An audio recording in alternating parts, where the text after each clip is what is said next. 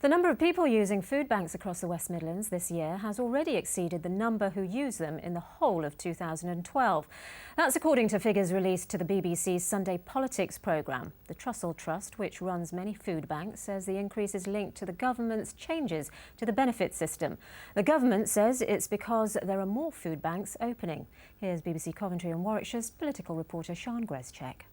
Thankfully, her cupboards are full today. Susan's been struggling to feed herself and her children at her home in Coventry.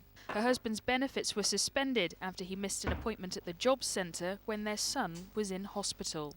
We ended up having our benefits cut to £69 for a week, gas and electric to keep a house going. I ended up turning to Food Bank, and Food Bank was absolutely brilliant to support us through that time.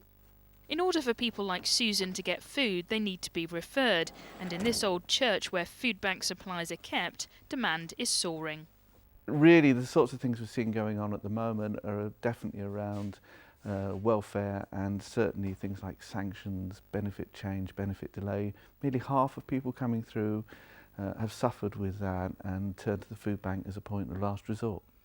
The latest figures show that for the whole of last year, more than 41,000 people received help from food banks in the West Midlands. But in the first 8 months of this year, that figure has already been surpassed, with more than 50,000 people walking through the doors. I think there are a number of issues at play here. The squeeze on the cost of living over the last 6 or 7 years has been enormous.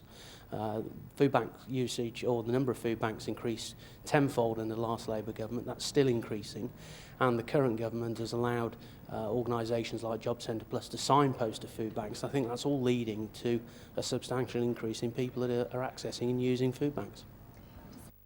This is the first time Susan's had to rely on a food bank. Now she's back on track. She's hoping it will be the last. Sian Greschek, BBC Midlands Today, Coventry.